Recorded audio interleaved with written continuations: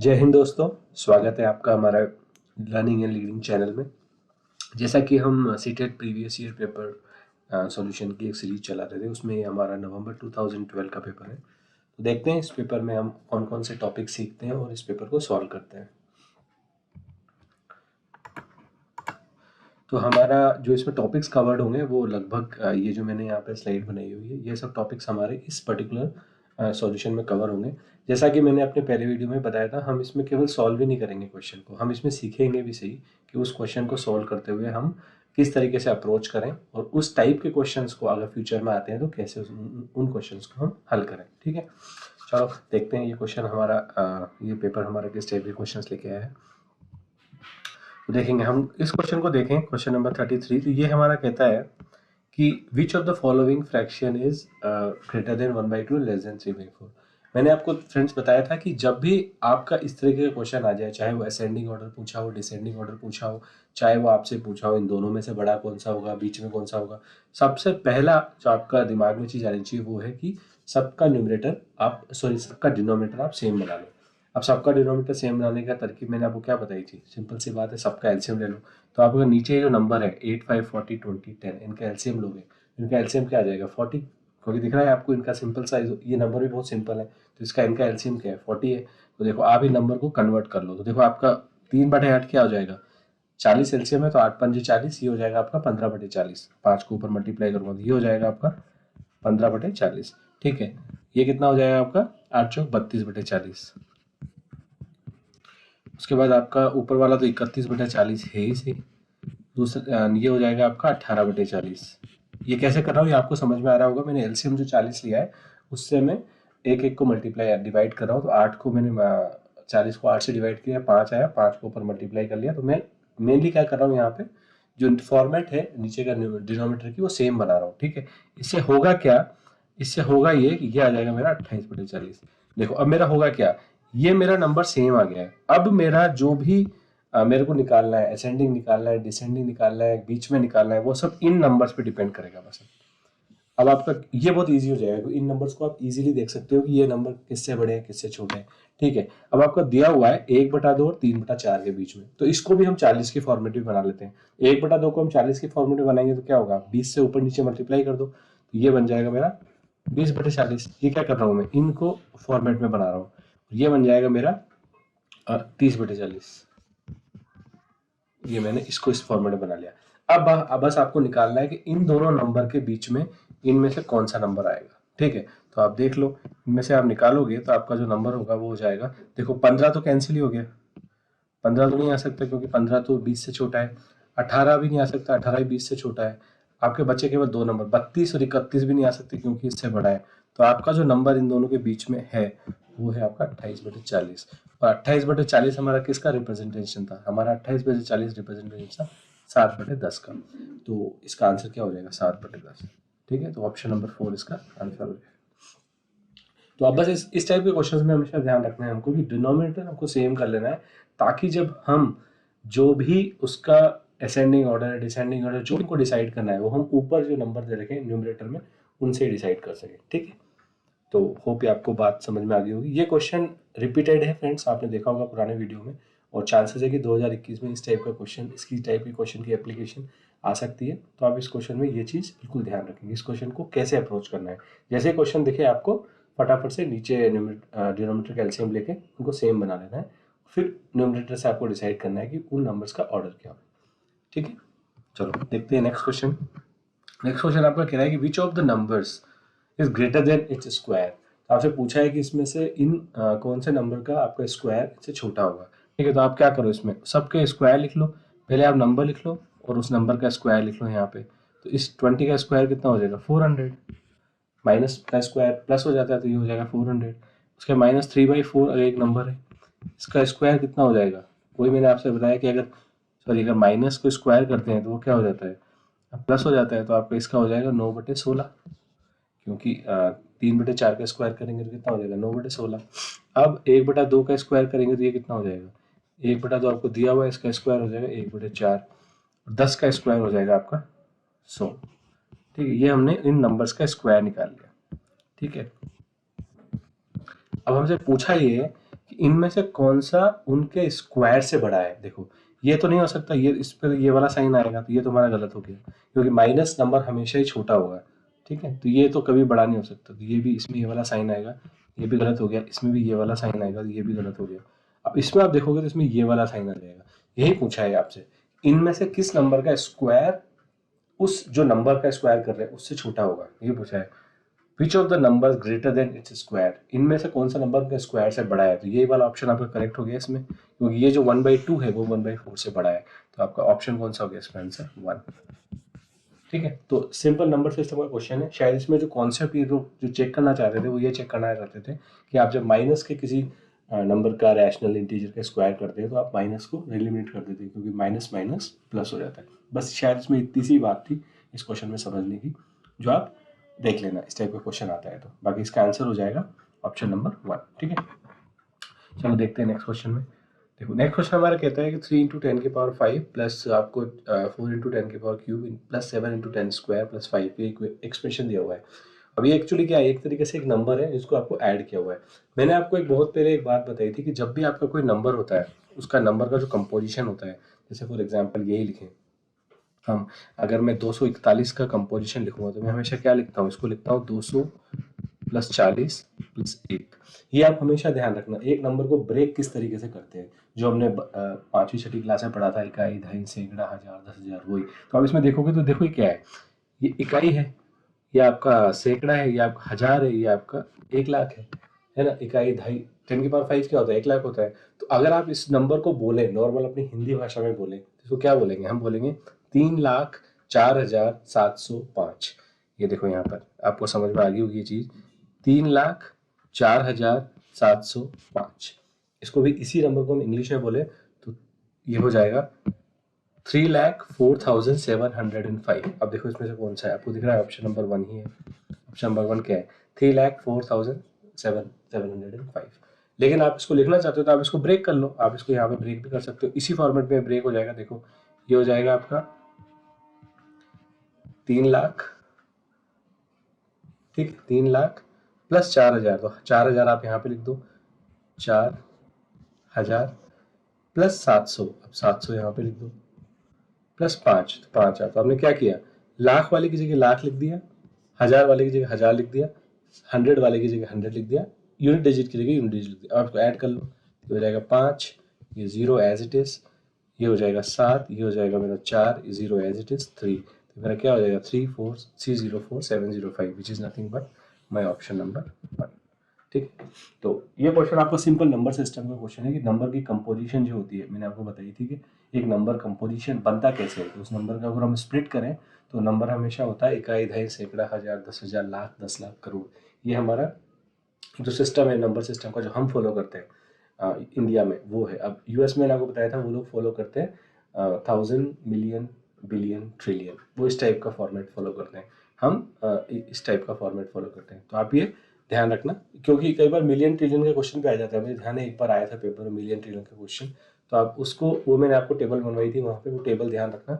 और आपको यहाँ पे बस इतना सा ध्यान रखना है कि हमारा जो हिंदी सिस्टम है, जो हमारा इंडिया का नंबर सिस्टम है, उसमें क्या होता है, unit digit, 10th digit, 100 digit, 1,000, lakh, 10,00,000, crore, 10 crore, and it goes to अरब, खरब and all, then it goes to the other numbers. ठीक है, तो बस आपको ये चीज़ में ध्यान रखनी है। ठीक है, चलो, होप आपको ये बात समझ में आ गई होगी, डिफरेंस हमारा Indian number system counting and US number system counting. ठीक है, चलो देखते हैं नेक्स्ट क्वेश्चन। नेक्स्ट क्वेश्चन आपसे पूछा है कि sum of the two numbers is 32, if one of them is this one then other number is. ये सिंपल आपका equation arranging plus equation solving का क्वेश्चन है फ्रेंड्स। मैंने आपको बताया था जब भी इस तरह क्वेश्चन आया सबसे पहले आप इक्वेशन लिख लो।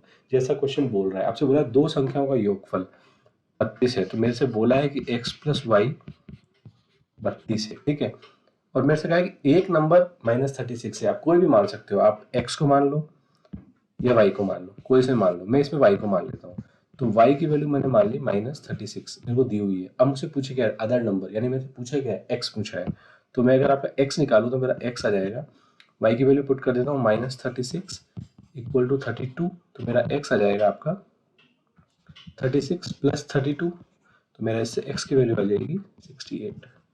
तो ये काफ़ी इजी क्वेश्चन है, इसमें कुछ करना नहीं है, बस आपको इक्वेशन सॉल्व करके इक्वेशन बनानी है और इक्वेशन बना के आपको वैल्यू सॉल्व करनी है उसकी, ठीक है। तो इसका आप आंसर हो जाएगा 68। इसमें जो आपसे एग्जामिनर अगर मिस्टेक करवा सकता है तो केवल साइन की करवा सकते हैं, तो आपको बस ये ध्यान रखना है कि ये जो माइनस है यहाँ पे x माइनस 36, ये जब इधर जाएगा तो ये प्लस हो जाएगा, क्योंकि आपने इसमें साइन में थोड़ी सी मिस्टेक कर दी। तो आप देखोगे कि कुछ ऑप्शंस जो है मिले जुले इस टाइप के हैं कि आपको थोड़ा सा गड़बड़ कर सकते हैं।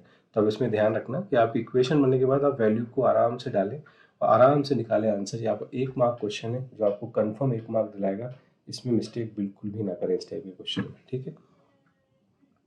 चलो देखते हैं नेक्स्ट क्वेश्चन क्या। देखते हैं क्वेश्चन नंबर 35। क्वेश्चन नंबर 35 कहता है कि इन 2010 द पॉपुलेशन सिटी 30.3 मिलियन। देखो अभी हम डिस्कस ही कर रहे थे मिलियन वाला और ये क्वेश्चन भी आ गया, तो ठीक है। इसमें हमें टेबल एक आप ध्यान रख लेना बस कि ये टेबल जो होती है ये आपकी होती है कि 1 मिलियन आपका वो होता है 10⁻6 हमारे नंबर्स में, और 1 बिलियन होता है 10⁻9 एंड 1 ट्रिलियन होता है 10⁻12। बस अभी टेबल ध्यान रख लेना भाई, इस टाइप के क्वेश्चंस में आपकी ये टेबल बहुत इंपॉर्टेंट है।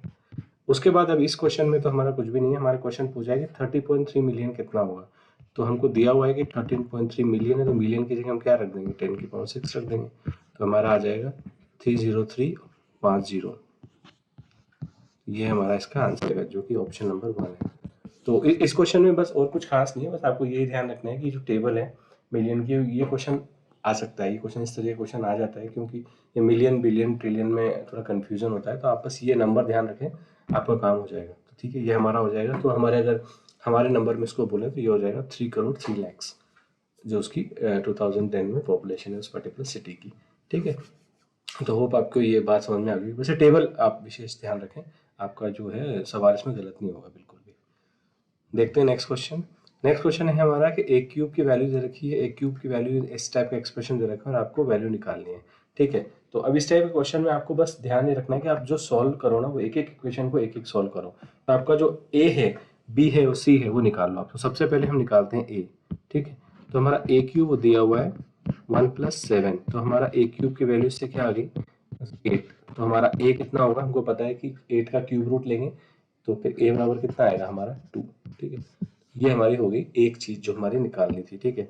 उसके बाद हम देखते हैं, हमको दे रखा है 3 cube equal to, second B के लिए हम सॉल्व कर रहे हैं, दिया हुआ है 1 + 7 + b। तो ये हो जाएगा हमारा 8 + b यानी कि 27। 3 के पावर क्यूब कितना आएगा 3 × 3 × 3 विच इज नथिंग बट 27। तो हमारा 27 हो जाएगा 8 + b। तो हमारा इससे b कितना आ जाएगा 27 - 8 विच इज नथिंग बट 19, ठीक है। बात करते हैं हमारे सी की। सी क्यूब के लिए हमारे पास इक्वेशन दे रखी है 4 क्यूब इक्वल टू 1 + 7 + c। तो हमारा इससे आ जाएगा 4 क्यूब क्या होता है 4 × 4 × 4, तो ये हो जाएगा हमारा 64। 4 × 4 16, 16 × 4 64। ये हो जाएगा हमारा 8 + c। तो इससे हमारा c कितना आ जाएगा 64 - 8 which is nothing but 56 sorry, c हो जाएगा हमारा 56। बस अब तो आपको कुछ भी नहीं करना है, इन तीनों को ऐड करना है। फिर पूछा क्या है कि a + b + c क्या होता है, तो इसका आपका आंसर हो जाएगा 56 + 19 + 2। तो हमारा a + b + c कितना हो जाएगा, a + b + c हो जाएगा 56 + 19 + 2 which is nothing but 77, nothing but 77। तो हमारा आंसर हो जाएगा ऑप्शन नंबर 3। तो ये इजी आपका कंसंट्रेशन का काइंड ऑफ क्वेश्चन है कि आप बस इसमें ये ध्यान रखें कि आप सॉल्व करते वक्त ए बी सी की वैल्यू करेक्ट निकालें और अलग अलग निकालें, एक साथ कोशिश ना करें। इस तरीके से आप अलग अलग निकालें और उनको एक बार ऐड कर दें तो आपका इसका आंसर आ जाएगा, ठीक है। तो देखते हैं नेक्स्ट क्वेश्चन। नेक्स्ट क्वेश्चन आपसे पूछा है 2 की पावर 10 - 1 इज डिविजिबल बाई। तो एक सिंपल सा आपको एक्सप्रेशन दिया है कि 2 की पावर 10 - 1 आपका इनमें से किन से डिविजिबल होगा, इन चारों ऑप्शंस में से। ये काइंड ऑफ ऑप्शन चेक का क्वेश्चन है फ्रेंड्स, आपको बस देखना है कि ये इनमें से किस ऑप्शन से डिवाइड होता है। बट आपको बस प्रॉब्लम ये है कि 2 की पावर 10 - 1 थोड़ा बड़ा नंबर है, तो आपको 2 की पावर्स में मोस्टली आपको 1 से लेके 10 तक ध्यान होनी चाहिए। तो वो इजी आपके लिए हो जाएगा कोई भी क्वेश्चन सोल्व करना। जैसे मैं आपको बताता हूँ 2 की पावर 10 होता है 1024। तो आप अगर 2 की पावर 10 - 1 अगर ध्यान रख लेंगे तो आपके लिए बहुत इजी हो जाएगा 1024 - 1 विच इज नथिंग बट 1023। अब आप 1023 देख लो किससे डिविजिबल है। 2 से हो ही नहीं सकता, 10 से हो ही नहीं सकता, क्योंकि 10 से कोई डिविजिबल होगा, इसके पीछे 0 होना ही चाहिए तभी डिविजिबल होगा। 2 के लिए पीछे इवन होना चाहिए, एटलीस्ट इवन नंबर होना चाहिए तो डिविजिबल होगा। 4 के लिए भी kind of same he rule हो गया, 4 से भी नहीं होगा। तो ऑप्शन कौन सा बचा हमारा? 3। आप करके देख लो। 3 से आप अगर इसको डिवाइड करोगे तो ये आ जाएगा आपका 341।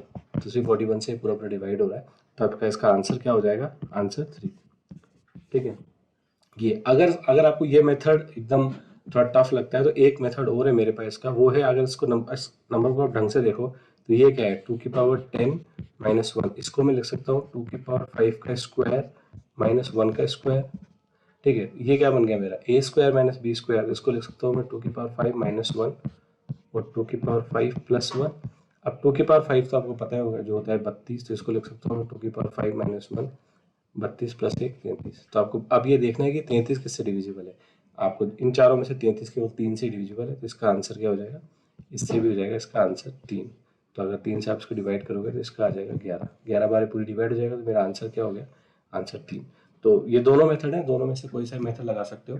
ये वाला मेथड ज़्यादा कारगर है अगर आपका 2 की पावर 10 की जगह और बड़ा नंबर आ जाता है, सपोज 5 की पावर 10 या 7 की पावर 10 आ जाता है, तो वो आपके लिए बहुत डिफिकल्ट है 7 की पावर 10 निकालना। तो आप उसको थोड़ा छोटे टुकड़े में बांट लो। ठीक है, आप देखो इस और छोटे टुकड़े में बांट सकते हो। लेकिन अगर आपका 2 की पावर 10, 2 की पावर 5 टाइप का नंबर है तो आप इस मेथड से भी सोल्व कर सकते हो, और आपको डायरेक्ट उसकी पावर निकालने में कोई दिक्कत नहीं है। ठीक है, तो आप ये दोनों मेथड ध्यान रखें इस क्वेश्चन को करने का। देखते हैं नेक्स्ट क्वेश्चन। नेक्स्ट क्वेश्चन आप कहता है कि sum of HCF and LCM of 4, 20 and 28। तो एचसीएफ एलसीएम निकालना तो आपको आता है फ्रेंड्स, ये तो बहुत इजी क्वेश्चन है। आपको केवल यहाँ पे आप निकाल लो एलसीएम इसका 4, 20 और 28 का। स्टैंडर्ड एलसीएम निकालने का वही है, आप सबसे पहले इससे 4 देख लो का भाग दे लो, फिर आप 5 का दोगे तो 1, 1, 7, फिर आप 7 का दोगे तो 1, 1, 1। जब तक आपका 1, 1, 1 नहीं आ जाए देते जाओ। इनका मल्टीप्लिकेशन क्या होता है? एलसीएम होता है, तो इनका मल्टीप्लिकेशन कितना हो जाएगा? 4 into 5 into 7 which is nothing but 140। इसका मल्टीप्लिकेशन कितना हो जाएगा? 140। तो मेरा एलसीएम कितना आ गया? 140 आ गया। यहाँ पे आप एचसीएफ निकाल लो। अगर आप एचसीएफ निकालोगे तो एचसीएफ निकालने का तरीका क्या होता है? अगर आप नंबर को ढंग से देखो तो आपको वैसे दिख जाएगा कि इसका एचसीएफ कितना है। 4, 20 और 28 सबसे छोटा हाईएस्ट कॉमन फैक्टर, मतलब ऐसा कॉमन फैक्टर जो इसमें तीनों का भाग चला जाए।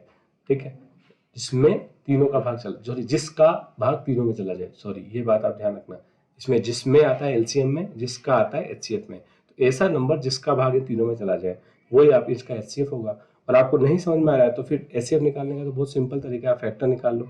देखो 4 के फैक्टर आ जाएंगे 2 स्क्वायर, 20 का फैक्टर आ जाएगा आपका 2 स्क्वायर इंटू 5, और 28 का फैक्टर आ जाएगा कितना आपका? 2 स्क्वायर इंटू 7। अब आपको एचसीएफ का तरीका पता है कि जो भी आपकी सबसे मिनिमम कॉमन टर्म होती है तीनों में से वही आपका एचसीएफ होता है। तो इसमें मिनिमम आपकी कॉमन टर्म कौन सी है? 2 की power square which is nothing but 4। तो 4 आपका इसका एचसीएफ हो गया। पूछा क्या है आपसे? सम पूछा है दोनों का, तो आप इसका सम कर दो तो इसका आपका आंसर हो जाएगा 144 which is nothing but option number 4। ठीक है, तो एलसीएफ एलसीएम के एप्लीकेशन बेस्ड क्वेश्चन आने के चांसेस ज़्यादा हैं 2021 में। ये तो क्योंकि हम 2012 का पेपर सॉल्व कर रहे हैं, मैंने आपको बताया था कि अब मैंने जो पैटर्न देखा है ना 2012 से 2019 तक का, और इवन जो लास्ट दिसंबर 2019 का पेपर जो हमने किया था उसमें डायरेक्ट क्वेश्चन नहीं आते हैं, तो लाइक एलसीएम निकालो या एचसीएफ निकालो, क्योंकि ये तो आपका डायरेक्ट क्वेश्चन था कि 3 नंबर का एलसीएम निकालो। उसमें एप्लीकेशन के क्वेश्चन आते हैं, जैसे कि वो डिनोमिनेटर का आपको एलसीएम लेना है तभी आप कॉमन टर्म बना सकते हो, या फिर और भी एलसीएम एचसीएफ की जो एप्लीकेशंस बेस्ड क्वेश्चंस होते हैं।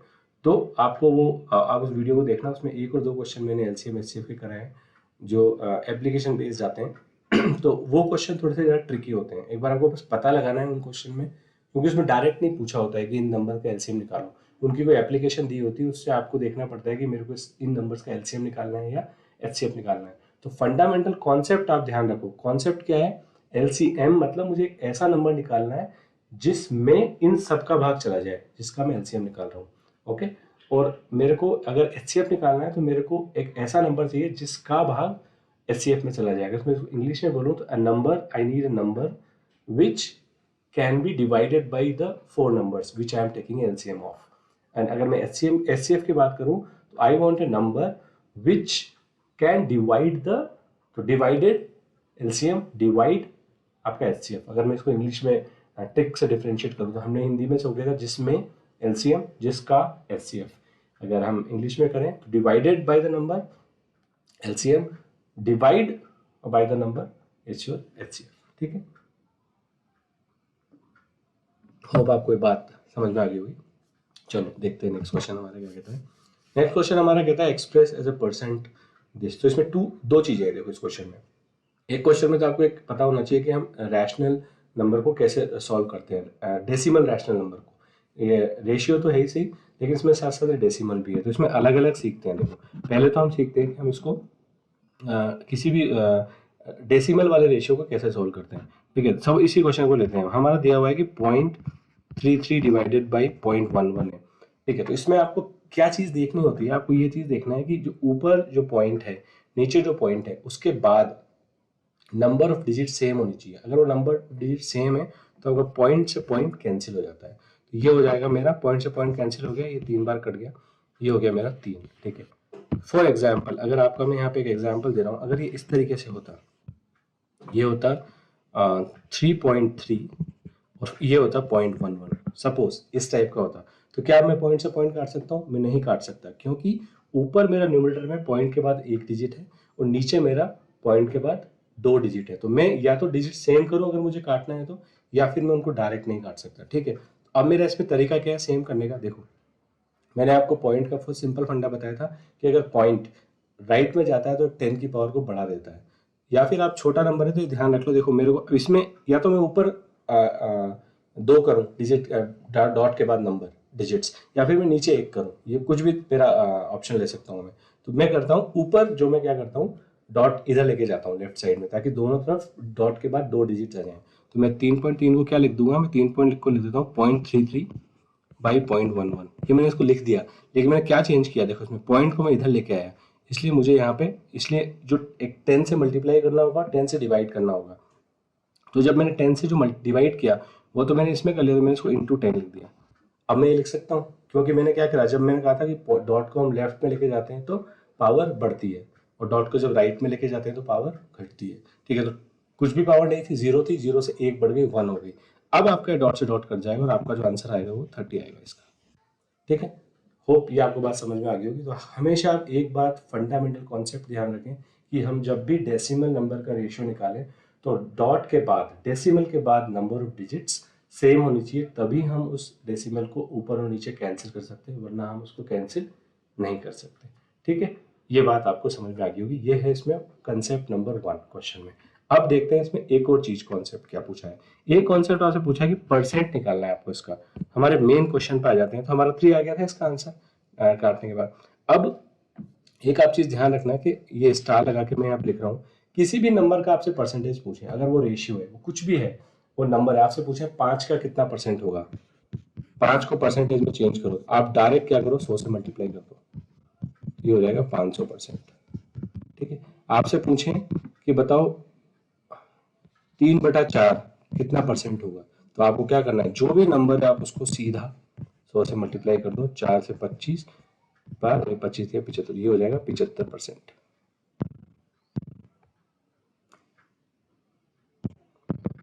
ये हो जाएगा 75% मेरा। ठीक है, ऐसे आपसे पूछ ले अगर कि 1/4 कितना होगा, तो 1/4 मेरा हो जाएगा 1/4 into 100 which is nothing but 25%। ये चीज आपको इसमें ध्यान रखनी है कि जो भी आपसे नंबर का परसेंटेज में कन्वर्शन पूछे तो आप उसको 100 से मल्टीप्लाई कर दो। अब हमारा क्या पूछा था इसमें, हमारा पूछा था 3 आया था और पूछा था कि express this as a percentage, तो उनको 3 को परसेंटेज में निकालना था। उसका क्या तरीका है, 3 को आप 100 से मल्टीप्लाई कर दो, ये हो जाएगा मेरा 300%। ये मेरा इस क्वेश्चन का आंसर हो जाएगा, विच इज ऑप्शन नंबर 4। ठीक है, तो हमने क्या सीखा इस क्वेश्चन में, 2 कॉन्सेप्ट सीखे। एक तो हम डेसिमल को कैसे हैंडल करें अगर वो रेशियो में है, तो एक हम किसी भी नंबर को, चाहे वो इंटीजर हो, चाहे वो रेशियो में हो, चाहे वो डेसिमल में हो, हम उसको कैसे परसेंटेज में कन्वर्ट करें, तो उसको 100 से आप मल्टीप्लाई कर देंगे सीधा। तो 2 कॉन्सेप्ट आपको बहुत ध्यान रखने, छोटे छोटे कॉन्सेप्ट हैं, पर ये आपको डेफिनेटली 1 मार्क दिलाने में बहुत सहायक सिद्ध होते हैं। ठीक है, तो आपको इजीली 1 मार्क मिलेगा इससे, तो आप इसका विशेष रूप से ध्यान रखें। ठीक है, चलो देखते हैं नेक्स्ट क्वेश्चन। नेक्स्ट क्वेश्चन आपसे पूछा है आपको नंबर मीन मीडियन और नंबर्स पूछे आपको दिया हुआ है। तो बस इसमें आपको दो ही चीज़ ध्यान रखनी है। फंडा तो सिंपल है मीन मीडियन मोड का, कि अगर आप सबसे पहले सॉर्ट कर लो जो भी नंबर आपको डेटा दिया हुआ है, तो देखो आप इसको सॉर्ट कर लो, आपका डेटा सॉर्ट करोगे तो आपका क्या आ जाएगा, इसमें सबसे छोटा कौन सा है, सबसे छोटा है इसमें 5.007। तो पहले आप लिख लो 5.007, उसके बाद आपका इसमें नंबर आ जाएगा 5.018। इसमें ध्यान रखना है आपको, क्योंकि ये नंबर बहुत डेसिमल फॉर्मेट में दिए हुए हैं, तो आपको बहुत केयरफुली नंबर को सॉर्ट करना है। यही एक पहला स्टेप है। अगर ये गलत कर दिया तो आपका आंसर ही गलत आ जाएगा, सारे आंसर आपके गलत हो जाएंगे। तो बहुत केयरफुली आप इसको देखें। 5.018, उसके बाद आएगा आपका 5.02, फिर आता है आपका 5.12, फिर आएगा आपका लास्ट जो नंबर आ जाएगा 5.18। देखो अब आप एक बार लिखने के बाद क्रॉस वेरीफाई कर लें कि आपका सही तरीके से सॉर्ट हो गया है, सारे नंबर आपने कवर कर लिए हैं। 1 2 3 4 5 नंबर है, यहाँ पे आपको 5 दिए हुए हैं, ठीक है। अब तो बस इजी हो गया। हमारा क्या पूछा है, sum of the mean and median. तो सबसे पहले मुझे मीडियन निकालना है। मीडियन मुझे पता है बीच का नंबर होता है, आगे से 2 छोड़ दो, पीछे से 2 छोड़ दो, तो मेरा मीडियन कितना आ गया 5.02। ये हो गया मेरा इसका, इस क्वेश्चन का मीडियन, ठीक है। ये है मेरा मीडियन। अब मेरे से पूछा है मीन निकालना है इनका। अब अगर मीन निकालने का तरीका क्या होता है, मीन निकालने का तरीका होता है sum of all number divided by total number. तो अगर मैं इनका सम निकालूंगा तो मैं इनका सम कैसे निकालूंगा, 5.007 plus 5.018 plus 5.02 plus 5.12 plus 5.18 divided by total numbers. Total number कितने हैं मेरी 5। अब इनका आप सम निकालो। बस एक चीज ध्यान रखना कि आप सम इसका मैं तो यहाँ पे डायरेक्ट सॉल्व कर रहा हूँ, लेकिन आपको मैंने बताया था कि जब भी डेसिमल के नंबर को आपको सॉल्व करना हो तो आप वर्टिकल में लिख के सॉल्व करना। एक रफ पेज आपका होता है, वहाँ पे आप उसको एक वर्टिकल में सॉल्व कर लें, क्योंकि मैं तो आपको समझाने की कोशिश कर रहा हूँ कि फॉर्मेट में जमाया है, लेकिन आप उसको वर्टिकल में सॉल्व करें और फिर आप उसका जो भी आपका सम आया उसमें 5 का भाग दे दें, तो वो आपके लिए ईजी हो जाएगा सम करना। तो आपका इसका जो सम आएगा वो आएगा 25.3.45 डिवाइडेड बाई 5, तो ये आ जाएगा आपका 5.069, ठीक है। ये है आपका मीन। आपसे पूछा क्या है, आपसे पूछा है sum of mean and median. तो मेरे से जो सम आ जाएगा वो कितना आ जाएगा 5.02 प्लस 5.069। अब इसका जो सम आएगा वो मेरा आ जाएगा 10.089। ये मेरा इसका आंसर आ जाएगा, जो कि मेरा है ऑप्शन नंबर 1, ठीक है। तो केयरफुली नंबर को सॉर्ट करें, केयरफुली सम करें। क्वेश्चन में कुछ भी नहीं है, लेकिन बस आपको इसमें जो है कैलकुलेशन मिस्टेक होने के चांसेस हैं। तो जो तरीका नंबर 1 मैंने बताया था कि जब भी डेसिमल नंबर को आप सम करें हॉरिजॉन्टल में ना लिखें, ये तरीका जो मैंने लिखा है ये तो क्योंकि मैंने यहाँ पे आपको सॉल्व करने के लिए बताया है, ए फॉर्मेट में जमाने के लिए, लेकिन आप इनको जब रियल में सॉल्व करो तो आप इसको वर्टिकल फॉर्मेट में लिखो। मैंने कई क्वेश्चन हमने डेसिमल वाले किए हुए हैं, आप पिछले पेपर्स में आप देखोगे, तो आप वर्टिकल में इनको जमा के करो। आप पहले तो उसमें क्या होगा, आप डेसिमल को डेसिमल के साथ जमा लो, ताकि आपका जो सम होगा ना वो कभी भी गलत नहीं आएगा, ठीक है। तो ये आपका, फिर उसके बाद आपको दिक्कत नहीं है। फिर एक बार सम आ गया फिर तो आपको कॉन्सेप्ट तो पता ही है, सम डिवाइडेड बाई टोटल नंबर, जो भी जितने नंबर का आप सम निकाल रहे हो तो वो आपका हो जाएगा मीन, ठीक है। होप आपको ये चीज समझ में आ गई होगी। देखते हैं नेक्स्ट क्वेश्चन क्या कहता है। नेक्स्ट क्वेश्चन हमारा कहता है कि two squares have sides x centimetre and 2x plus centimetre respectively, sum of their perimeter is 100 centimetre, ठीक है। चलो इसको यहाँ पे करते हैं। पहले तो हम इसमें लिखते हैं, दिया हुआ क्या है, दो स्क्वायर है। एक सपोज मेरा स्क्वायर है ए, उसकी साइड है x सेंटीमीटर, ठीक है। अगर वो x सेंटीमीटर उसकी साइड है, ठीक है, तो उसका पेरीमीटर कितना होगा 4 × x, क्योंकि मेरी फॉर्मूला क्या होता है 4 × साइड। एरिया का फॉर्मूला क्या होता है 4 × साइड, और मेरी दी हुई है 4 × x, तो ये हो जाएगा मेरा 4x। ये मेरा एक स्क्वायर हो गया, जिसको मैंने a नाम दे दिया। एक स्क्वायर में ले लेता हूँ b, वो कह रहा है मेरा वो है उसकी साइड है 2x + 1, तो वो भी फॉर्मूला तो वही हो जाएगा 4 × 2x + 1, 4 × साइड, सेम फॉर्मूला ही इसका। अब मेरे से पूछा है कि सम ऑफ देयर पेरीमीटर्स, ये क्या निकाले हैं मैंने, ये पेरीमीटर्स निकाले हैं इसके, ए के और बी के पेरीमीटर्स हैं ये। तो मेरे को दिया हुआ है कि ए पी जो कि मेरा ये है प्लस बी पी जो कि मेरा ये है, ये दिया हुआ है मेरा। इसको मैं मिटा देता हूँ ताकि ये ना मेरे को यहाँ पे दिक्कत नहीं आए। इसको थोड़ा सा मैं ऐसे ले लेता हूँ, बीपी, ठीक है। तो एपी प्लस बीपी मेरा दिया हुआ 100। तो बस ये इक्वेशन दी हुई है, मेरे को सॉल्व कर लेता हूँ इसको मैं। मेरी दी हुई है 4x plus 4 into 2x plus 1 equal to 100 दिया हुआ है। बस आप इसको x के लिए सॉल्व कर लो। आप इसको x के लिए सॉल्व करोगे तो आपका आ जाएगा 4 और 4 2 8, तो 12x प्लस 4 इक्वल टू 100, तो 12x इक्वल टू 96, तो आपका x आ जाएगा 8। ये मेरा x आ गया। ठीक है, अब पूछा है sum of there perimeters is ये, तो बिगर स्क्वायर का एरिया पूछा है। देखो अब 8 अगर है तो जो मेरी एक साइड होगी 8, एक स्क्वायर मेरा होगा उसकी साइड होगी 8, और मेरी बी की साइड कितनी होगी 2x प्लस 1 थी, तो ये होगी मेरी 17। ये मेरे दो स्क्वायर बन गए।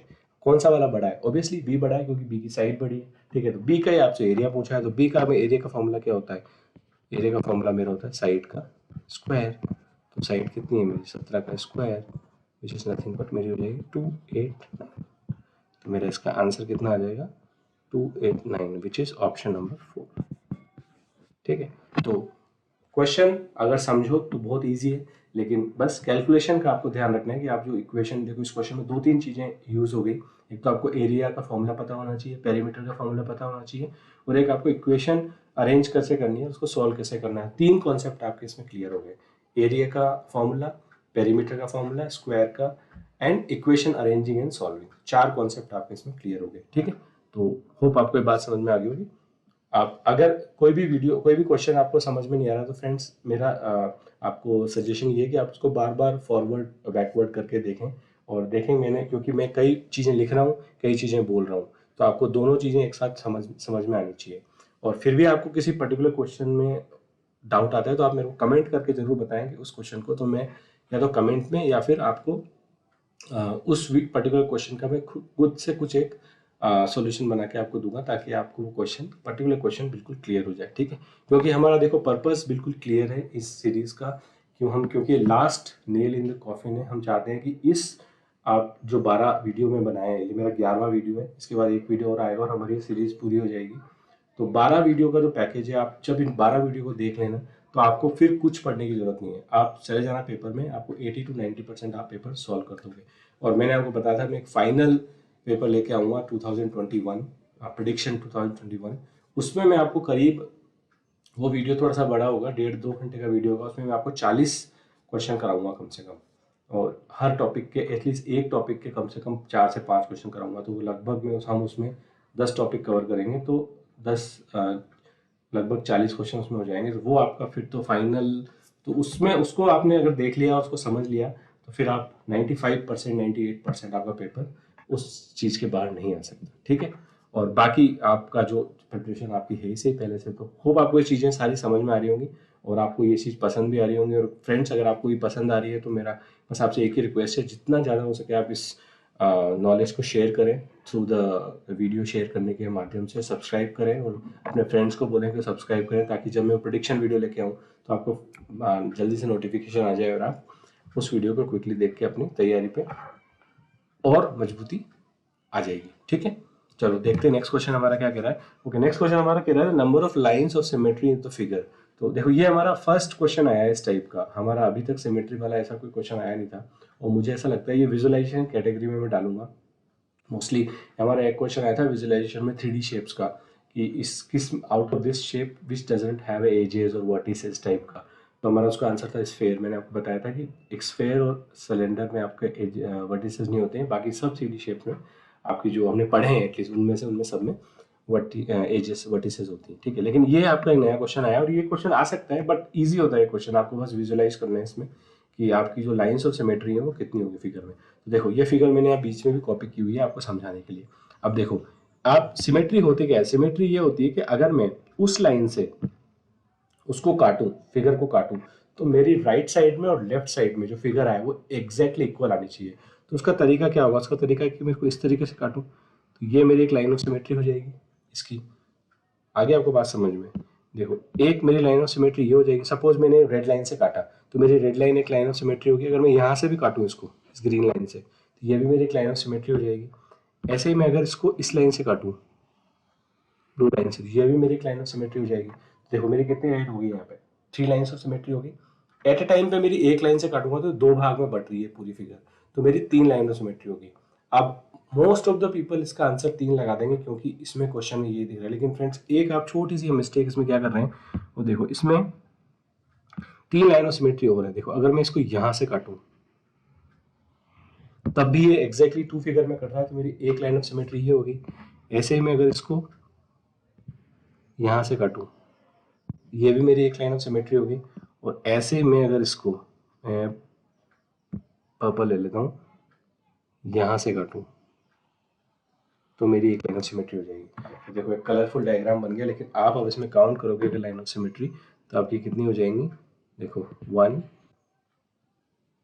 2 3 4 5 6, फिर ये तो रिपीट हो गई इधर से, तो ये वही लाइन से हमारी, तो ये हमारी टोटल इसमें लाइन ऑफ सिमेट्री कितनी हो जाएंगी 6। तो इसका ऑप्शन नंबर 4 आपका करेक्ट आंसर हो जाएगा। ठीक है, तो ये क्वेश्चन में मेनली विजुअलाइजेशन के क्वेश्चन है। आप फिगर को ढंग से देखें और आप ये देखें कि वो सिमेट्री का जो कॉन्सेप्ट है वो ध्यान रखें कि जो उस लाइन से मैं जब फिगर को कट करूं, अगर मैं सपोज नाइफ लेके वहां से मैं उस फिगर को कट कर दूं, जो मेरा जो राइट साइड का जो टुकड़ा आएगा, जो लेफ्ट साइड का टुकड़ा आएगा, वो एग्जैक्टली सिमिलर होना चाहिए, शेप में साइज में एग्जैक्टली सेम होना चाहिए। ठीक है, चलो होप ये बात आपको समझ में आ गई। जनरली ये क्वेश्चन क्या है, मैथ्स के उसमें नहीं आता है, मेनली रीजनिंग टाइप की उसमें आता है, लेकिन रीजनिंग हमारे सीटेट के सिलेबस में एटलीस्ट नहीं है। बट आई थिंक ये विजुअलाइजेशन वाली कैटेगरी है, उसमें भी इस टाइप के क्वेश्चन कई बार पूछ लेते हैं, तो आप ये चीज़ ध्यान रखें। ठीक है,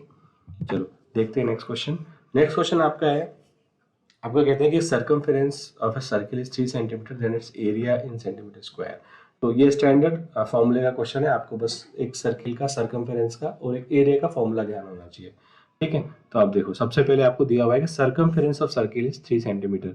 सर्कमफेरेंस किसी भी सर्किल अगर उसकी रेडियस r है तो मेरी होती है 2 पाई r, तो ये मेरे को दे रखा है 3 सेंटीमीटर। तो मैं अगर इससे सॉल्व करूंगा तो मेरी रेडियस कितनी निकल के आएगी, 3/2 पाई। ठीक है, मैंने रेडियस क्यों निकाली, क्योंकि मुझे एरिया में रेडियस की जरूरत पड़ेगी। एरिया का फॉर्मूला क्या होता है, पाई आर स्क्वायर। तो मुझसे फाइनली पूछा क्या, एरिया पूछा है, और एरिया में मेरे को आर चाहिए होगा, तो मैंने आर निकाल लिया, मेरी सर्कमफेरेंस है, ये मेरी इक्वेशन बन गई। अब मेरा जो एरिया है, एरिया का मेरा फॉर्मूला होता है पाई आर स्क्वायर। तो इसमें मैं अगर वैल्यू डालूंगा, पाई आर की वैल्यू डालूंगा, तो ये कितनी हो जाएगी, 3/2 पाई स्क्वायर। ये मैंने कहाँ से डाली है, यहाँ से। ठीक है, तो ये हो जाएगा मेरा पाई इंटू 9/4 पाई स्क्वायर। एक पाई से एक पाई कैंसिल, तो ये मेरा हो जाएगा 9/4 पाई, विच इज मेरा है ऑप्शन नंबर 1।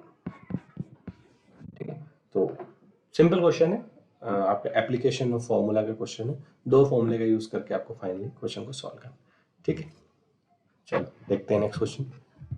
वो कह रहा है कि area of a rectangle is a centimetre square and the length is l centimetre, its perimeter. इस पेरीमीटर आपको बताना है l और a की फॉर्मेट में। ऑप्शन देखोगे तो आपको दिख जाएगा कि जो आपको पेरीमीटर बताना है वो l और a की फॉर्मेट में ही बताना है। तो कॉन्सेप्ट सिंपल है, आपको बस ध्यान होना चाहिए कि आपको जो एक एरिया होता है, उसकी जो रेक्टेंगल होता है उसका एरिया l इंटू बी होता है। तो इसका जो एरिया का फॉर्मूला होता है वो होता है मेरा l इंटू बी। ठीक है, तो एरिया आपको दिया हुआ है a, ठीक है, तो मैंने a मान लिया, l into B. Length l है, अगर लेंथ l है सपोज, तो मेरी ब्रेथ कितनी हो जाएगी, तो मेरी अगर लेंथ l है तो b की वैल्यू निकालनी है, मेरे b की वैल्यू हो जाएगी a/l। मैंने दोनों को ही l के फॉर्मेट में निकाल लिया, तो मेरी लेंथ हो गई लेंथ हो गई l और ब्रेथ होगी a/l। ठीक है, अब मेरे से पूछा है पेरीमीटर। पेरीमीटर कितना होता है, पेरीमीटर होता है l प्लस बी। तो मैं यहाँ पे b की वैल्यू डाल देता हूँ, यहाँ पे मैं b की वैल्यू डाल देता हूँ, तो ये मेरा हो जाएगा l प्लस a/l। b की वैल्यू कितनी हो जाएगी, a/l। ठीक है, तो बस यही तो पूछा है मेरे से। और पेरीमीटर जो होता है आपका l प्लस बी इंटू 2 होता है, तो मेरा 2 हो जाएगा, क्योंकि पेरीमीटर का फॉर्मूला क्या होता है, l प्लस बी इंटू 2। तो मेरा इसका जो आंसर इस फॉर्मेट में निकालो तो हो जाएगा 2l प्लस 2a/l। इसी टाइप का फॉर्मेट में आंसर दे रखा है, तो आप देखो किस फॉर्मेट से मैच कर रहा है। अगर आप देखोगे तो ये आपका ऑप्शन नंबर 4 से मैच कर रहा है, which is nothing but 2l plus 2a/l। तो ये आपका इसका आंसर हो जाएगा ऑप्शन नंबर 4। ठीक है, तो आपको बस इसमें क्या ध्यान रखना है, आपको एरिया का फॉर्मूला ध्यान रखना है, पेरीमीटर का फॉर्मूला ध्यान रखना है। एरिया का फॉर्मूला होता है लेंथ इंटू ब्रेथ, और आपका पेरीमीटर का फॉर्मूला होता है 2 into L plus B. 2 into L plus B क्यों, क्योंकि पेरीमीटर होता क्या है, पेरीमीटर आपका अगर आप कॉन्सेप्ट से समझो तो ये आपका पूरा जो होता है ये आपका पेरीमीटर होता है, ठीक है। तो ये L plus B plus L plus B, तो मेरा L 2 बार आया, B 2 बार आया, तो मेरा हो गया 2 इंटू एल प्लस बी, ठीक है, सिंपल। तो होप आपको ये चीज़ समझ में आ गई होगी। चलो देखते हैं नेक्स्ट क्वेश्चन हमारा क्या कहते हैं। A car goes 1 kilometer 30 kilometer per hour and then goes another kilometer at 40 kilometer per hour. The average speed in kilometer per hour of the car is. Normally इस टाइप का question हमने science में देखा होगा, physics से थोड़ा सा related question है, और ये मैथ्स में आया है, मैथ्स के पेपर में, तो हमको यहाँ भी सॉल्व करना है, लेकिन ये आपको हेल्प करेगा ये क्वेश्चन साइंस में, साइंस में कोई इस टाइप का क्वेश्चन जरूर आता है, ठीक है। तो हम इसको कॉन्सेप्ट से समझते हैं। पहले देखो, पहले तो आप इसमें जो एक बेसिक फॉर्मूला है वो समझ लो। मैं यहाँ पे कुछ फॉर्मूले लिखाया था आपको, वो फॉर्मूले आपके लिए बहुत दो फॉर्मूले हैं बस सिंपल से। एक तो फॉर्मूला है आपका कि आपका जो भी इस टाइप का जो क्वेश्चन आता है हमारा नॉर्मली, कि एक कार चलती है, आधी चली, कितना डिस्टेंस चली, कितनी वेलोसिटी है, कितनी उसकी चाल है, कितनी दूरी है, कितनी समय, दूरी यहाँ पे आपकी डिस्टेंस, चाल मतलब आपकी स्पीड, और आपका टाइम जो समय है। इसमें जो आपका जो होता है वो होता है स्पीड जो होती है आपकी, उसका फॉर्मूला होता है डिस्टेंस बाई टाइम, मतलब चाल बराबर दूरी बटा समय। अगर मैं इसको हिंदी में लिखूं तो मैं क्या लिखूंगा, चाल बराबर दूरी बटा समय। तो मेरा स्पीड जो होती है वो होती है डिस्टेंस बाई टाइम। एस यहाँ पे स्पीड है, मैं इसको लिख देता हूँ ताकि आपको कंफ्यूजन हो। एस है मेरी स्पीड, ठीक है, डी है मेरा यहाँ पे डिस्टेंस, और टी है मेरा यहाँ पे टाइम, ठीक है। तो मेरी स्पीड क्या है, डिस्टेंस बाई टाइम, जो हमारा नॉर्मल फॉर्मूला होता है चाल। एक एवरेज स्पीड का एक मैं अलग से निकाल देता हूँ फॉर्मूला। एवरेज स्पीड जो होती है फ्रेंड्स, इसको AVS नहीं लिखता हूँ, मैं इसको लिखता हूँ S एवरेज, ये आपके ज़्यादा बेटर रहेगा। मैं इसको लिखता हूँ S एवरेज। ये होता है मेरा total distance divided by total time. ये आप ध्यान रख लेना, ये इंपॉर्टेंट फॉर्मूला है जो आपका काम आएगा। इस क्वेश्चन में आपका दोनों ही लग रहा है, ठीक है। अब हम इस क्वेश्चन को इन फॉर्मूले की एप्लीकेशन देखते हैं जो इसी क्वेश्चन में दी हुई है, तो आपके लिए इजी हो जाएगा, ठीक है। चलो, अब मेरा दिया हुआ है कि a car goes, so suppose car A से बी जा रही है, मान लेता हूँ मैं दो ए से बी जा रही होगी कार, और वो कहता है कि कार 2 किलोमीटर डिस्टेंस है इसकी, टोटल ए से बी की डिस्टेंस आपको दी हुई है कि इसकी टोटल डिस्टेंस है 2 किलोमीटर। आपसे बोला है कि वो कार 1 किलोमीटर तो इस स्पीड से जाती है, यानी कि सपोज मान लो 1 किलोमीटर आधा कहीं यहाँ पे होगा, यहाँ तक तो वो जा रही है 30 किलोमीटर पर आवर से, और यहाँ पे वो जा रही है 40 किलोमीटर पर आवर से, ठीक है। तो अब आपको करना क्या है, आपको इसमें निकालनी है कि उसकी एवरेज स्पीड इस पूरे ड्यूरेशन की क्या होगी, ठीक है। तो सबसे पहले तो आप लगाओ फॉर्मूला नंबर 1 जो मैंने आपको बताया था, स्पीड बराबर डिस्टेंस बटे टाइम। अगर आप इसी फॉर्मूले को दूसरे फॉर्मेट में लिखो तो मैं इसको लिख सकता हूँ, अगर मैं इसमें निकालना चाहूँ कि ए से जो पिन पॉइंट है यहाँ तक पहुँचने में कितना टाइम लगा मुझे, ठीक है। क्योंकि मुझसे पूछा क्या है, मुझसे पूछा है एस एवरेज, ठीक है, और एस एवरेज का फॉर्मूला मुझे पता है total distance by total time.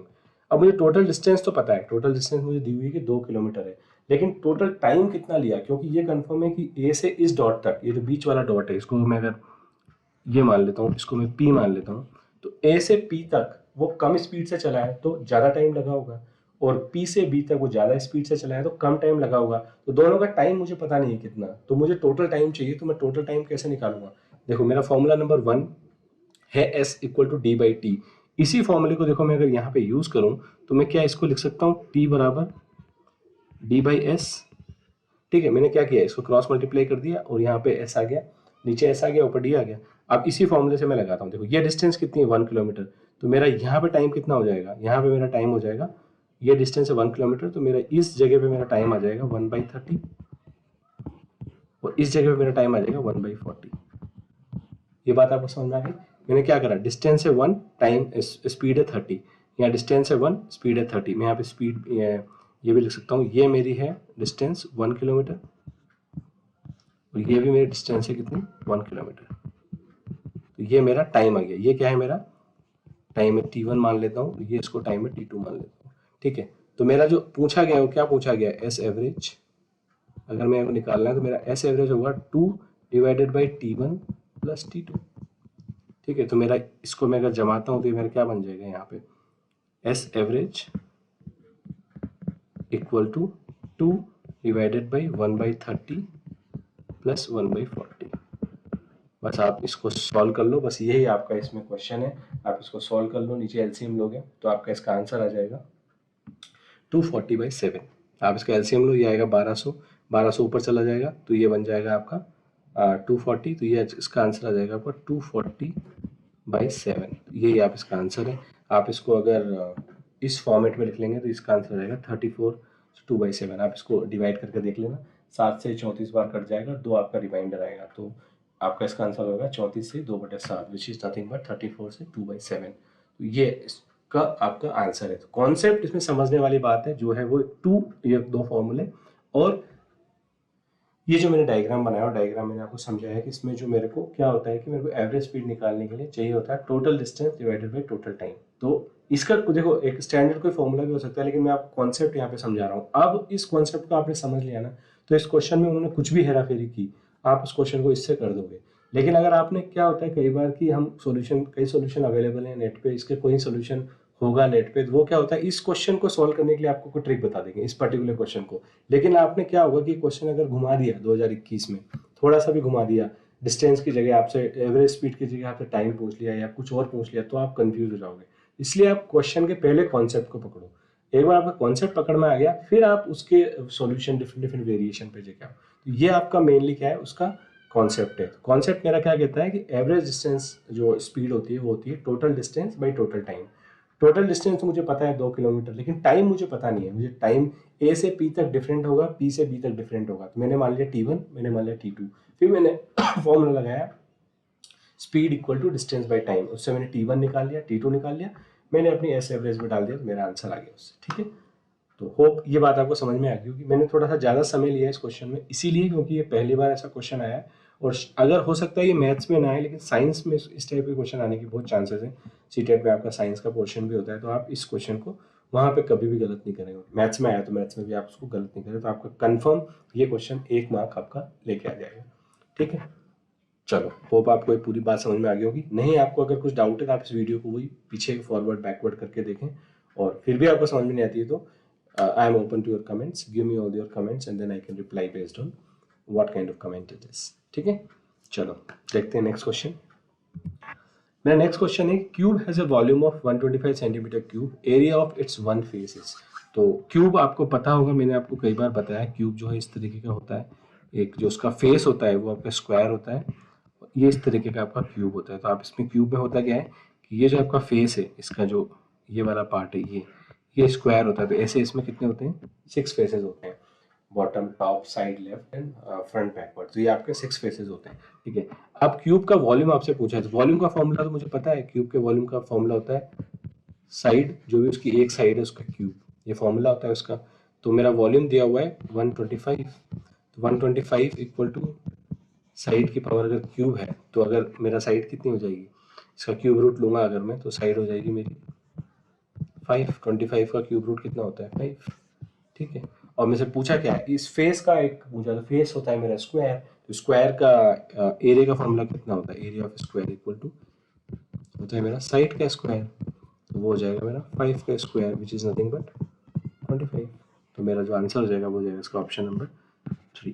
ठीक है, एक चीज बस आपको इसमें ध्यान रखनी है कि जो फेस होती है, जो उसकी फेस होती है वो 2 डायमेंशन फिगर है, क्योंकि वो स्क्वायर है। इंटायर आपका क्यूब जो है वो 3 डायमेंशन फिगर है। तो 3 डायमेंशन फिगर के लिए हमेशा वॉल्यूम टाइप का वॉल्यूम यूज होता है, और 2 डायमेंशन शेप के लिए हमेशा एरिया यूज होता है। तो बस आपको ध्यान रखना है। तो 2 इसमें आपके फॉर्मूले यूजर हैं, और 2 ही कॉन्सेप्ट है, वॉल्यूम का और एरिया का, which is nothing but cube का वॉल्यूम होता है साइड का क्यूब, और आपका फेस का जो एरिया होता है वो होता है साइड का स्क्वायर, क्योंकि ये क्यूब है। क्यूबॉइड में इसका उल्टा हो जाता है, कि क्यूबॉइड में आपका जो फेस होता है वो रेक्टेंगल बन जाता है। ठीक है, तो उसका फॉर्मूला डिफरेंट है, वो हमने किया हुआ है क्यूबॉइड का क्वेश्चन हमारे पेपर्स में, आप पहले देखोगे तो आपको पता लग जाएगा। ठीक है, और फ्रेंड्स एक चीज़ मैं इन्फॉर्मेशन आपके साथ शेयर कर दूँ कि आपकी जो सारे लिंक है, मैंने इन सारे वीडियोज़ को प्लेलिस्ट बनाई हुई है।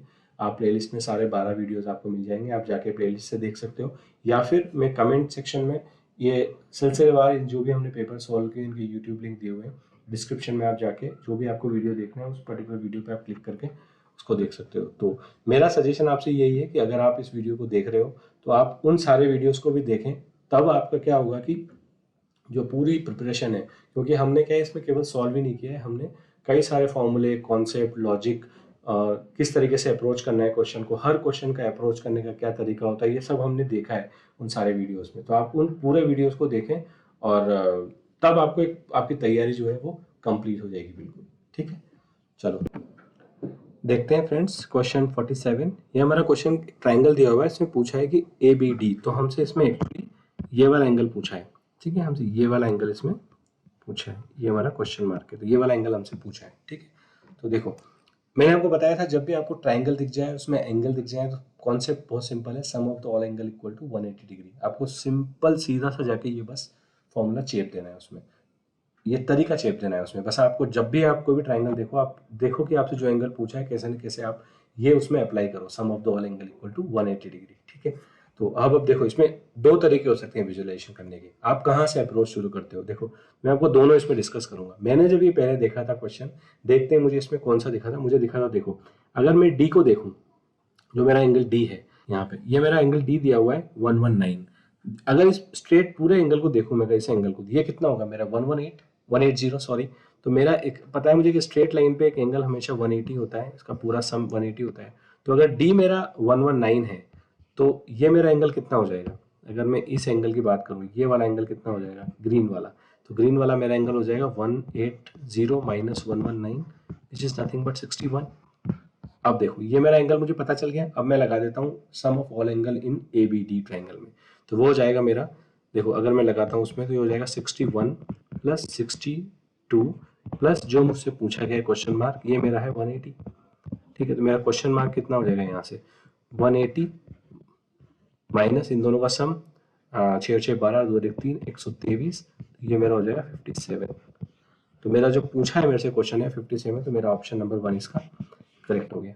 ठीक है, तो ये आपका एक सॉल्यूशन है। अभी आपका विजुअलाइजेशन पे डिपेंड करता है कि आपने आंसर वही आना है, आप कहाँ से विजुअलाइज करते हो। देखो एक तरीका है कि मैं इसको सी को देखूं कि मेरा सी एंगल कितना है। मेरा सी एंगल अगर अगर मैं ट्राइंगल बी डी सी में, अगर ट्राइंगल बी डी सी में मैं सम ऑफ ऑल एंगल वाला फॉर्मूला लगाऊं, तो मेरा सी एंगल कितना आएगा, मेरा एंगल सी आ जाएगा मेरा 180 माइनस 180 माइनस 119 प्लस 18। ये चीज आपको समझ में आ गई होगी यहाँ पे, ये हो जाएगा मेरा 119 प्लस 18, क्योंकि मेरा से एंगल सी कितना है, ये है, तो मैं इसको जोड़ो तो 119 और 18 कितना आएंगे, 119 और 18 को आप जोड़ोगे तो ये आ जाएगा मेरा 180 माइनस 9 8 17 का 7 हासिल लगा 1 11 और 1 12, ये हो जाएगा मेरा 127 119 129 137। ठीक है, ये हो जाएगा मेरा इसका सम। तो मेरा इससे आंसर कितना आ गया, मेरा इससे आ जाएगा 180 में 37 गया तो मेरा लगभग आएगा 43। ये मेरा एंगल आ जाएगा 43। ये कौन सा आया, मेरा एंगल आया सी। अब सी में मेरा आ चुका है, तो मैं अगर अब वो वाला लगाऊं ट्राइंगल ए बी सी, मैं ट्राइंगल ए बी सी में लगाता हूँ अगर, मेरा तरीका वही sum of the all the three angles, तो मेरा उससे कितना आ जाएगा, मेरा दिया हुआ है 62 प्लस 43, मैंने 43 अभी भी निकाला है, और प्लस एंगल बी, ये होगा मेरा 180। देखो आप इससे सॉल्व कर लो, इससे मेरा एंगल भी कितना आ जाएगा, इससे मेरा 3 और 2 5 6 और 4 10 105, और 180 में से 105 की तो कितने बचे 75, तो मेरा एंगल भी आ गया 75। अब अगर एंगल भी 75 है और ये वाला 18 दे रखा है, तो बचा कितना, ये बन जाएगा मेरा 75 माइनस 18 इक्वल टू 57। तो यहाँ से मेरा आंसर 57 आ गया। लेकिन ये थोड़ा सा लेंदी हो गया, मुझे इसमें 2 बार सम लगाना पड़ा, तो ये आपके, लेकिन ये विजुअलाइजेशन पे डिपेंड करता है कि आपने कहाँ से उस अप्रोच को, उस पर्टिकुलर क्वेश्चन को पढ़ा है। तो आपका ये भी तरीका सही है, ये भी तरीका सही है, लेकिन ये तरीका जल्दी आ गया क्योंकि 3 स्टेप में आ गया, इसमें मुझे 3 4 स्टेप्स लग गई, लेकिन आंसर आपका सेम ही आना है, तो कोई फर्क नहीं पड़ता। आपने एंगल सी से शुरू किया तो आपको ये वाली अप्रोच आएगी, अगर आपने डी एंगल देख लिया तो आपकी ये वाली अप्रोच हो जाएगी। ठीक है, ये एंगल सी की अप्रोच है, ये एंगल डी की अप्रोच है। ठीक है, तो बस आपको ये चीज़ ध्यान रखनी। तो ये आपका क्वेश्चन, तो कॉन्सेप्ट क्या सीखा हमने, कॉन्सेप्ट वही है जो हम सीखते आ रहे हैं, जो हमने काफ़ी क्वेश्चन में उसको अप्लाई किया है। Sum of all the three angles in triangle is 180 degree, बस फंडा वही है, आप उसको लगा दो आपका आंसर आ जाएगा। ठीक है, चलो देखते हैं नेक्स्ट क्वेश्चन। नेक्स्ट क्वेश्चन आपका कह रहा है कि दो ट्राइंगल हैं P Q R and T Q R on the same base Q R. ठीक है, तो मैं इसको बना लेता हूँ। देखो मैं सबसे पहले बेस बना लेता हूँ क्यू आर। अब ये कह रहा है मेरा पी क्यू आर, तो पी मेरा पॉइंट होगा यहाँ पे कहीं पी क्यू आर, इसी बेस से मुझे अगर एक और ट्राइंगल बनाना है तो मुझे कुछ इस तरीके से बनाना होगा उसको, तभी वो ट्राइंगल बनेगा मेरा। टी क्यू आर, कौन सा है? T Q R. तो ये टी हो गया, ये पी हो गया, ठीक है। ये मेरे दो ट्राइंगल बन गए जिनका बेस जो है क्यू आर है, ठीक है। ये बात मेरी बोली हुई है क्वेश्चन में। अब मुझसे कहा है कि if the P Q equal to T R and P R equal to T Q, तो मेरा जो पी क्यू है, पी क्यू क्या है मेरा, इसको मैं कलर चेंज कर लेता हूँ। पी क्यू मेरा टी आर के बराबर है, ये दोनों मुझे बराबर दे रखे हैं, और पी आर जो है वो टी क्यू के बराबर दे रखा है। जो मेरा पी आर है ये वाला, ये टी क्यू के बराबर दे रखा है, ठीक है। अब देखो, अगर आप इन दोनों क्वेश्चन में देखो तो ये कहीं ना कहीं कॉन्ग्रुएंट ट्राइंगल है। लेकिन बस प्रॉब्लम इसमें ये है कि ये ट्राइंगल सही तरीके से बने हुए, एक दूसरे के ऊपर अगर इनको कॉन्ग्रुएंस करवाना है तो इनको मेरे को अलग अलग बनाना होगा, क्योंकि वे सेम बेस पे बन रहे हैं। तो और ये आपका जो ऑप्शन भी है, देखो अगर आपने ये वाले साइन से आप समझ जाओगे, ये वाले साइन काय के होते हैं, कॉन्ग्रुएंसी के होते हैं। तो दो ट्राइंगल कॉन्ग्रुएंस है, बस मुझे देखना है कि मेरे को किस डायरेक्शन से बनाऊं कि कॉन्ग्रुएंस हो जाए। देखो अब मैं क्या करता हूँ, ये जो ट्राइंगल है मेरा टी क्यू आर, इसको मैं इधर ले जाता हूँ, बाहर निकाल देता हूँ इससे, ठीक है। और बाहर कैसे निकालता हूँ मैं, इसमें मैं ये वाली जो टी आर जो भुजा है इसको यहाँ लिख देता हूँ, टी आर, और इस क्यू को मैं यहाँ लिख देता हूँ। देखो मैंने क्या किया, इस ट्राइंगल को उठाया, इस क्यू को मैं यहाँ ले आया, तो मैंने क्या किया, इसको रोटेट कर दिया। इसको रोटेट करते हुए मैंने इसको इस तरीके से रोटेट कर दिया, और ये यहाँ पे मेरा इस तरीके से मैंने इसको बना दिया। टी आर को टी आर लिख दिया, यहाँ लिख दिया। अब आप देखो एंगल आपका टी, ये वाला ट्राइंगल टी आर क्यू और पी क्यू आर, ये काइंड ऑफ सेम है। तो एंग आपका triangle P Q R congruence है आपका टी, आपका ये वाला जो कॉन्ग्रुएंस है ये है टी आर क्यू के। ये आपको बात इसमें दिख रही होगी इस क्वेश्चन में, यही आपसे पूछा है। तो मैंने क्या किया है, इस ट्राइंगल को यहाँ पे बनाया है, बाहर निकाल दिया है। ये वाला जो ट्राइंगल था, ये वाला जो ट्राइंगल था, इसको मैंने बाहर निकाल के यहाँ बना दिया है, ठीक है। और बाहर मैंने इस तरीके से निकाला है ताकि ये जो, क्योंकि ये मेरी जो है इसके बराबर है, तो मैं इसको जब इस पे लाके कॉन्ग्रुएंस करूंगा, इसका जो मैं उठा के इसको टी आर क्यू को उठा के अगर मैं पी क्यू आर पे रखूँ तो एग्जैक्टली ये एक दूसरे के ऊपर ओवरलैप हो जाएंगे। यही मेरी कॉन्ग्रुएंसी होती है। बस अब मुझे ध्यान रखना है कि मेरी जिस पोजीशन में कॉन्ग्रुएंसी बनी है, मैं उसी डायरेक्शन में उस ट्राइंगल को काउंट करूँ। तो ये तो है मेरा पी क्यू आर, अगर मैंने उसी में काउंट किया इस डायरेक्शन में तो, और ये आएगा मेरा टी आर क्यू। अब आप ऑप्शन चेक कर लो कौन से आपके ऑप्शन इससे बैठ रहे हैं। तो आपका ऑप्शन नंबर 2 इससे बैठ रहा है, तो आपका ऑप्शन नंबर 2 सही हो जाएगा, ठीक है। तो ट्राइंगल में कॉन्ग्रुएंसी में आपको बस दो चीजें ध्यान रखनी है कि आपके दो कॉन्सेप्ट साइड सेम हो तो ट्राइंगल कॉन्ग्रुएंट होते हैं, साइड एंगल साइड सेम हो तो भी ट्राइंगल कॉन्ग्रुएंट होते हैं। बट उनकी कॉन्ग्रुएंसी की कंडीशन यही होती है, ये दो कंडीशन से वो कॉन्ग्रुएंट होते हैं। लेकिन कॉन्ग्रुएंस मतलब अगर आप जब उन दोनों को ओवरलैप कराने वाले हो तो आप ये ध्यान रखो कि आपकी कौन सी साइड किस साइड पे ओवरलैप हो रही है, आप उस ट्राइंगल को वैसे ही काउंट करो। काउंट मतलब उस ट्राइंगल को वैसे ही रीड करो, ठीक है। तो ये आई होप आपको बात समझ में आ गई होगी। देखते हैं नेक्स्ट क्वेश्चन में। आपका पूछा है कि factor common to this two expressions polynomial दिए हुए हैं। तो फैक्टर आपका जो एटलीस्ट क्वालिटी की क्वेश्चन होती है उसका मैंने आपको 2-3 बार बता चुका हूँ मैं, तरीका क्या होता है करने का। हम एक बार और कर लेते हैं, ठीक है। देखो आपका पहला है x square plus 7x plus 10। मैंने आपको एक चीज़ बताई थी कि जब भी इस टाइप का क्वेश्चन आया आपको, तो आपको ये देखना है कि बीच वाला 7x को मुझे दो पार्ट में तोड़ना है सच ए वे कि उनका सम 7 आ जाए और गुणा आपका 2 आ जाए, 10 आ जाए। तो क्या होगा, 5 और 2, सिंपल सा है। तो मैं इसको लिख सकता हूँ x square plus 5x plus 2x plus 10। देखो इसमें से मैं x कॉमन ले लूँ तो ये बनेगा मेरा x प्लस 5। इन दोनों में से मैं अगर 2 कॉमन ले लूँ तो ये मेरा बनेगा x प्लस 5। अब इसमें से मैंने x प्लस 5 को कॉमन ले लिया तो ये मेरा बनेगा x plus 5 into x plus 2। तो ये मेरे इसके फैक्टर आ गए। ऐसे ही आप देख लो, अगर मैं इस वाले एक्सप्रेशन को फैक्टराइज करता हूँ x square minus 3x minus 10 को, तो यहाँ मेरा क्या कह रहा है, माइनस 3x को मुझे इस तरीके से लिखना है कि सम करने पे उन दोनों का -3 आ जाए और गुणा करने में -10 आ जाए। तो मैं इसको ऐसे लिख सकता हूँ x square minus 5x plus 2x minus 10। देखो इन दोनों को अगर मैं सम कर रहा हूँ तो मेरा 3x आ रहा है, और जब इन दोनों को मल्टीप्लाई करूँ, अगर इन दोनों नंबर्स को मैं मल्टीप्लाई करूँ तो मेरा 10 आ रहा है। तो यही तो मुझे चाहिए था। अब देखो इसमें से मैंने x कॉमन ले लिया, ये तो बना मेरा x माइनस 5, और इसमें से मैंने 2 कॉमन ले लिया तो ये बना मेरा x माइनस 5। तो मेरे इसके फैक्टर कितने हो गए, x minus 5 into x plus 2। तो अगर आप इसमें देखोगे तो कॉमन फैक्टर कौन सा है, x प्लस 2, एक्स प्लस 2। तो मेरा कॉमन फैक्टर है x प्लस 2, ऑप्शन नंबर 3, ठीक है। तो क्वाड्रेटिक के जो मोस्टली जो फैक्टर हैं निकालने का तरीका, सबसे ईजीएस्ट तरीका यही होता है आप बस उस बीच वाले नंबर को पकड़ लो और हमेशा वो नंबर ऐसा ही होगा, क्योंकि अगर वो पूछा है क्वेश्चन में कि फैक्टर निकाल लें तो फैक्टर निकलेंगे ऐसे ही कि आपके बीच के नंबर को इस तरीके से तोड़ना है कि उनका सम वो नंबर आ जाए और उनका मल्टीप्लिकेशन आपका कांस्टेंट आ जाए। और पॉलिनोमियल जो लाइक क्वाड्रेटिक इक्वेशन और जो आपकी क्यूबिक इक्वेशन होती है उसके लिए तो आपको कहीं ना कहीं एक्सप्रेशन दिया होगा इस तरीके से, और उसको उसके मेरिट पे सॉल्व करना है। वो जब क्वेश्चन आया आपको देखना है कि उसको फैक्टर कैसे निकालें। क्वाड्रेटिक का ये स्टैंडर्ड आपका फॉर्मूला तरीका होता है, ठीक है। तो बस आपको ये चीज़ ध्यान रखनी है। चलो देखते हैं नेक्स्ट क्वेश्चन, जो कि आपका काइंड ऑफ लास्ट क्वेश्चन है इस पेपर का। आपको दिया हुआ है sum of to positive number आपका 63 है, one number is x is a double the other than the equation is. तो ये अगेन आपका कैटेगरी क्या है, हमने पहली स्लाइड में जो कैटेगरी डिस्कस की थी इक्वेशन सॉल्विंग, इक्वेशन अरेंजिंग की है। तो आपको इक्वेशन अरेंज करनी है। तो बस आपको जब भी इक्वेशन अरेंज करना है कि क्वेश्चन आया, आपको देखना है कि जो क्वेश्चन में बोला है वो आप करते जाओ। देखो बोला है कि दो धनात्मक संख्याएं, दो आपकी पॉजिटिव नंबर्स हैं। तो देखो अगर दो नंबर जिनका सम वो नंबर है, अगर 63 है तो डेफिनेटली एक नंबर x होगा तो दूसरा मेरा क्या होगा 63 माइनस एक्स होगा, ठीक है। ये मेरे दो नंबर होंगे। आपको चेक करना है तो आप चेक कर लो, इन दोनों को मैं ऐड करता हूँ, x plus 63 minus x, x से एक्स कट गया, मेरा क्या आ गया 63। तो मेरा इन दोनों नंबर्स का सम हमेशा कितना आएगा 63 आएगा। तो ये मेरे नंबर हो गए।